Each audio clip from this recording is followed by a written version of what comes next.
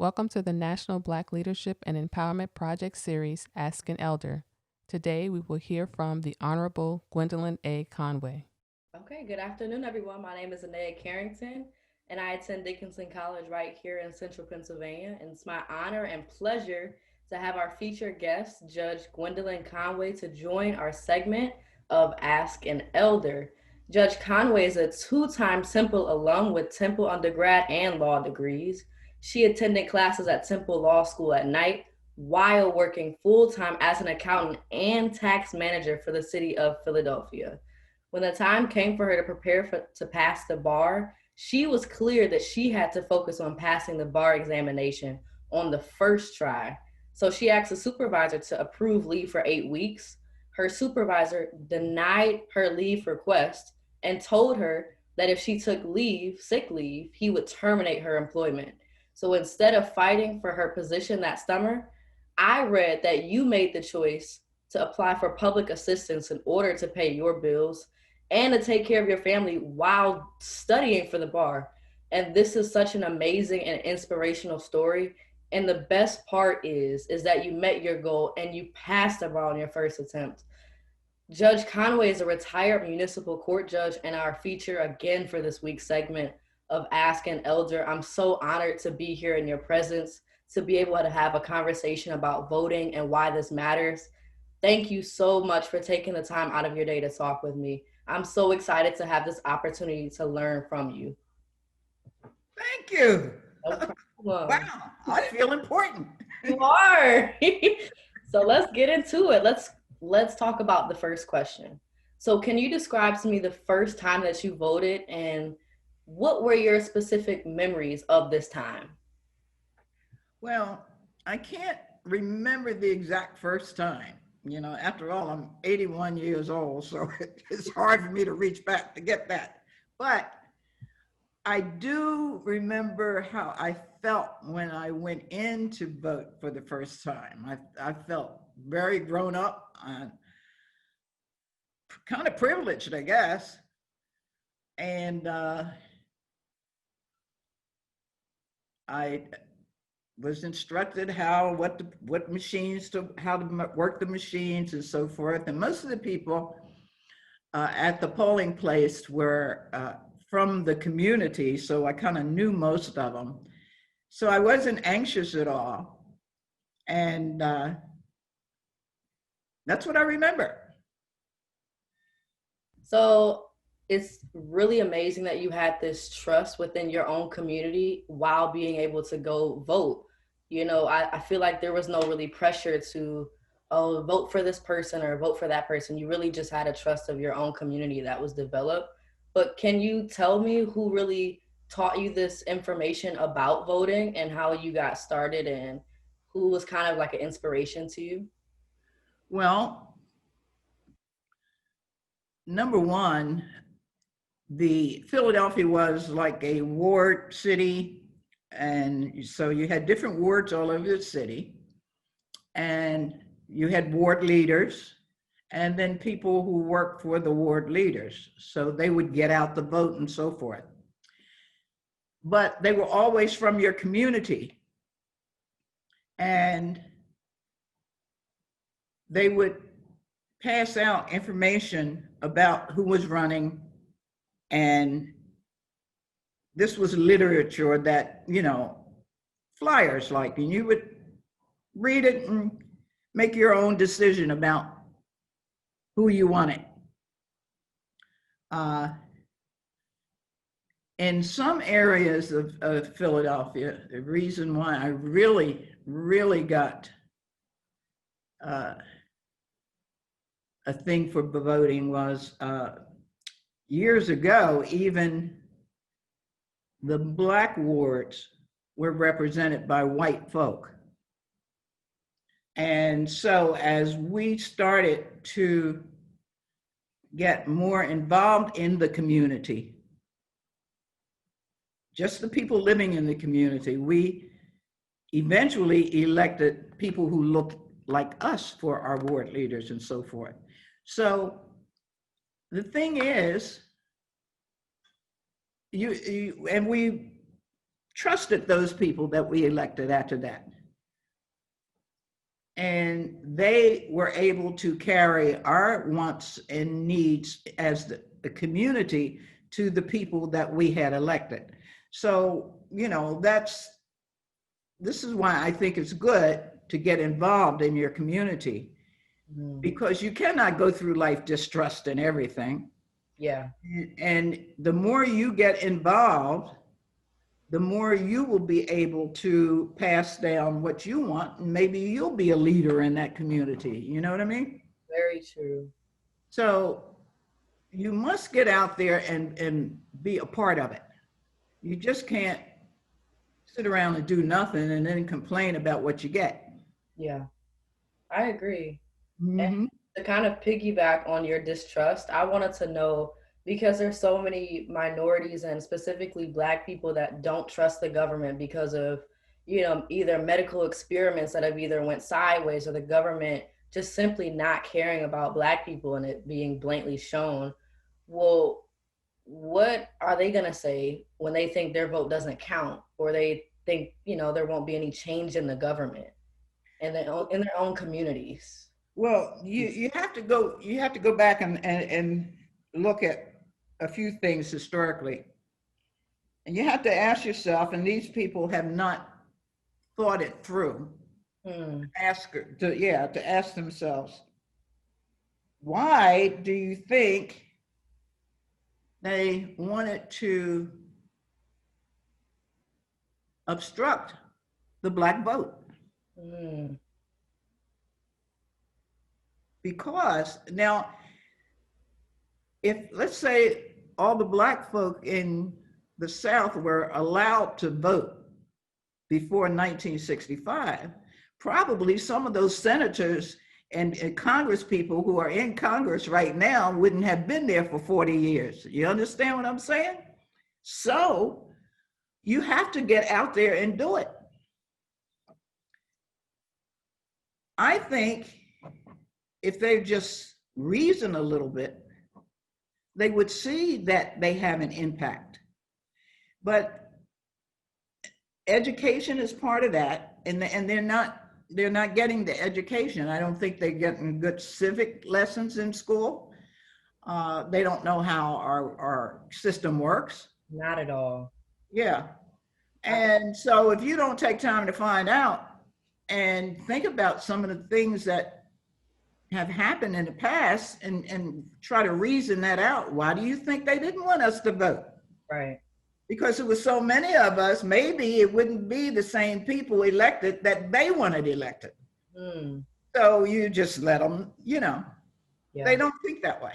I agree with you. I think part of the main reason why people my age don't want to vote or have a fear of voting is ignorance and their lack of education. I learned my first civics, I had my first civics class in the 8th grade, and I felt just like I didn't know anything, and everyone knew about the system, and I was just like, okay, let me not speak up. Let my voice really doesn't matter. And you really have to go out of your own way and be uncomfortable to really learn. And that's how, that's life. Even with racism and taking Africana studies classes or things that you aren't familiar about, those things help you to grow as a person. You have to speak up, because your thoughts or what you have to say might strike that person who hears you and make an impact on that person. And even if it doesn't make an impact,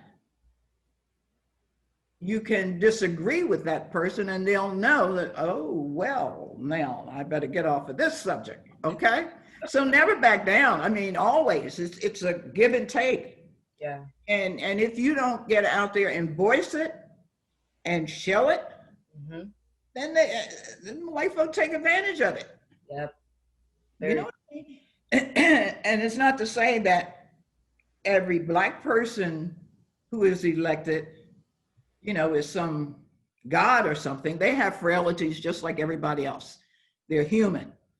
But if we stick to it, we can keep a portion of our people in office. And that's what we need to do. So, what advice would you give to this younger generation? And you said your hometown was in Philadelphia. Look at those black adults or anyone in Philadelphia.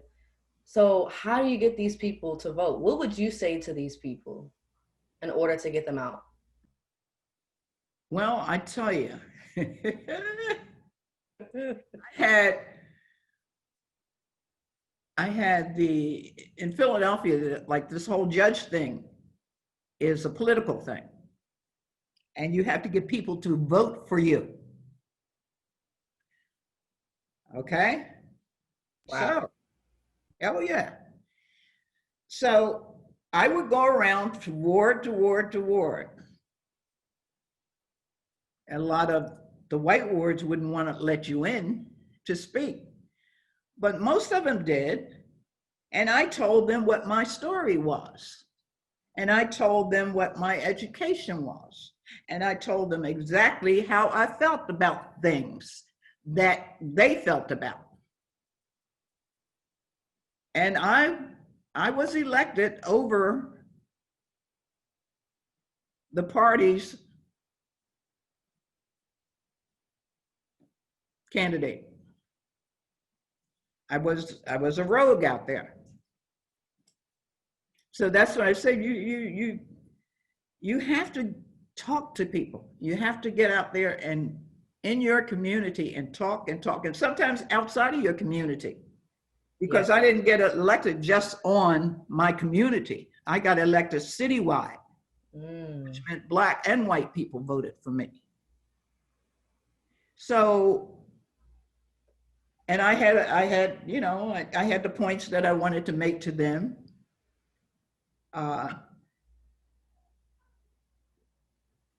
Most of them heard me.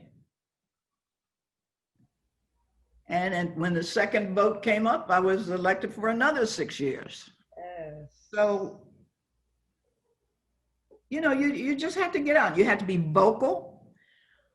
People have to feel that you are sincere. One thing when you're talking with people, you talk from your heart, whether you're angry or whether you're not. You know what I mean? This is who I am. This is what I like. This is what I don't like. You just be straight.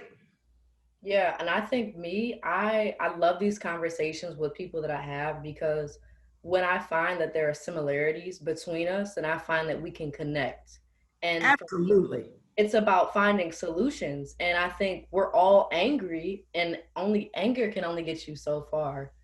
But we need to find these solutions. And I think Right. voting is definitely a part of that. One step of the solution. And, that's a part of it. That's it. And that means you have to connect with people, you have to talk with people, and you have to press your point. You have to press your point and believe in your point, because when you do something half-ass, people can figure that out. Yeah. People can figure that out. And I love how you put your own personal story in there as well, Like we've all had a hard life and we all have our own experiences, but when you put your own personal experience, you just relate to a lot more people. So I love that. Sure, because a lot of people are suffering the same thing, you know? And I mean, I don't use the word suffer lightly. The kids aren't getting an education. They can't get a job. They're renting a place and they have roaches and rats in it. They don't have the wherewithal to buy a home, to build any kind of equity. All of these things people want. And so if you want that, you got to try to pick the people who can help you get there. Yeah. You have to do the rest yourself. Mm-hmm. You know what I mean? I mean, you're not on a gravy train, but you have to do the rest yourself. But at least the people you put in office at that particular point are not going to throw stones at you and knock you down. You know what I mean? Yeah, for sure. That's it. And that's what you have to impart to people. We're not going to we are a minority in this country. We are a minority. So we're going to have to coax what we need and what we want out of these people who are getting elected. And the only way you can do that is by community. And if you have enough attention, if you get your whole village together, they say, maybe I better look at that. You might not get it all, but you will get some. And that'll be a stepping stone. I love that. I love this idea of village because it really takes a whole village to really teach children. Yes, or the next generation. Yes, it does. Yes, it does. You can't walk through here alone. Nope. Just not possible. You got to have some kind of support. Your mama, your daddy, your family, your loved ones, your teachers. You got to have some kind of support because sometimes, girl, things get so bad. Don't we know? Yes, indeed. I do know. But yeah, it's all in the communication. You have to work and work and work. And I have met a lot of people who have worked in politics, not worked in politics so much, but worked in community. And I remember a lady now who, she was a teacher and she was a political activist, and she helped find the Get Set program for underprivileged children in neighborhoods that were, not quite right. And my daughter Danielle was in one of the first Get Set programs. Wow. Yes, she was. And my daughter Danielle is the dean of Dickinson Law, Penn State. I read about it. That's really, yeah. That's amazing. She's following in your footsteps. No, I kind of follow her because she's the one that gave me the notion of going to law school. Wow. Yeah, she encouraged me. She didn't know it, but yeah, I got it from her. Yes, it's so crazy to me because I feel like a lot of the times I look up to my mom, but it's hard for me to see that she also takes inspiration from me, and she absolutely inspire her. So I love to hear that. Absolutely. Yes, you do. Yes, you do. Yes, you do. Make each other proud. Yeah. That's the legacy. So well, sometimes Danielle has a little more finesse than I have. I'm kind of rough around the edges, but oh my God, I love it. Yeah.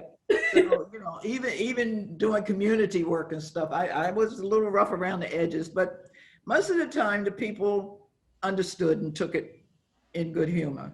Sometimes we need that though. We need people to be honest and genuine with us, and sometimes just not to sugarcoat it. Absolutely. I'm not trying to make you feel bad or anything, but that's the way it is. Life. So let's try to do something about it. Yep. Yeah. Danielle went to the first Get Set in our community. Oh my God. That lady now, she passed away. And believe it or not, that's one of the same ladies that helped me and I didn't know it. I didn't know she was one of the Get Set people, but she helped me in my bid for the court. Wow. It's funny how people, you pass by, you see them, you can see them in the future. You just never know. Never know who you're gonna need. That's right. You never know where your blessings are. Yep. So kind of just going off of your daughter in this conversation, and as a former judge, what gives you hope for the future and for this election? Well, I've always been a very hopeful person, because if I wasn't, I couldn't have made it. Mm. So you always keep that can do, will do, right? Stumble, fall down, put a Band-Aid on your knee, keep going. But I think people like you, people like Bronte, people like my daughter, this is all the future. I am so proud of them because they're teaching, they are sharing their experience, their talent, and their goodwill. And that's what we need. That's still community. You understand what I'm saying? That is community. That is getting in touch with people. So I'm so proud of them because they are, making a way for people of color. I mean, they're not making a way for the other people either. I mean, they're doing right by them, but they are really doing right by people of color. And that's what I like. I love it. That's People like like it. you and Bronte and countless of my other mentors who have really helped me in sharing information and communicating and just having conversations like this that just make me switch my perspective or think in another way that I haven't thought. And it's Absolutely. nothing like having a perspective from an elder, someone who's been here longer on this earth, who's shared more experiences and gone through hell and back, to be able to talk to someone from the younger generation or even a peer and just be honest and real. That's true. And we get a lot from you too. Like I told you, Danielle put me on the law school bench. I love it. And I'm just so glad these conversations are being started up. And I think this conversation and education is a crucial aspect and what people like me and younger generations need in order to know about voting and how serious it really is. Right. And And it's and about life itself. And about life itself. I admire you. I admire my daughter. I admire Bronte. And I remember, like I was in high school in the 50s, um, and we were never taught anything about our heritage. mm, And my mother was only 14 when she had me, so she didn't know too much about it either because she only went to fifth grade or sixth grade. right. Wow. And I went to Germantown High School in Philadelphia. And I had the academic course there. And I had an old white counselor. His name was Mr. Fanning. And the beginning of my senior year, he called me and said, I'm not putting you in for the national scholarship exam because your mother is on welfare and you need to get a job when you finish. Wow. Now I graduated when I was about 16, maybe almost 17. And I didn't know much, I didn't know too much about what he was saying. I was a kid and my mother didn't know anything. Right. So I got out and I went to work. Mm, And I didn't get back in school until 70s mm. after 4 kids and a bad marriage. So I know this thing is about voting, but I want to be absolutely clear.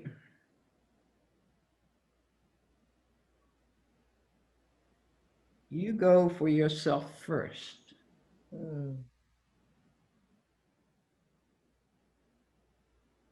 And you don't be with people who want to bring you down. Oh, yeah. Wow. I remember what one of the guys I used to hang around with in high school, we used to have these little books every time you graduated, you know, you wrote a little something in. And I remember to this day, he wrote, roses are red, violets are blue. Always paddle your own canoe. Mm. Think about that. Always paddle your own canoe. Don't let anybody stop you from paddling your own canoe. I love that. That's so inspirational to me, and I think we just need to keep that message, you know, no matter what happens, we need to keep pushing, we need to keep fighting, like you said earlier, That's right. for the change that we want to see. And That's it's right. not going to happen until we do something about it. So we do something about it. But you're on the right step already because you're getting a good education, girl. Knowledge is power, like we said. Knowledge is power. And Knowledge is power. communicating to people is power. There's so much power in just exchanging words and wisdom. That's it. Ah, So, you know, just so this is why all of this comes in together, you know. Politics or the political thing was not an issue in my life early because I had 4 kids that I had to try to bring around. But I taught them to vote and I taught them why. And it's all mixed up together. yeah. But you carry your own weight, Mm-hmm. okay? You carry your own weight. I love that. I think that's gonna stick with me. That's gonna stick with me for a while. That's right. It'll stick with you for a long time, honey. Stick. I'm 81 this year. Blessing. We love to see it. Yeah. But you know, you got to sometimes you might feel like you can't make it through, but you can. Might be hard, but you just fight on. Okay? I love those powerful words that you left me with specifically. And I just want to say thank you so much for sharing and having this time dedicated to this space and to sharing your knowledge and your experience. I really appreciate you. Thank you. I appreciate you. I want to hear big things about you, girl. I love it. Thank you so much, Judge. You're welcome, sweetheart. You're welcome. This message has been brought to you by the National Black Leadership and Empowerment Project.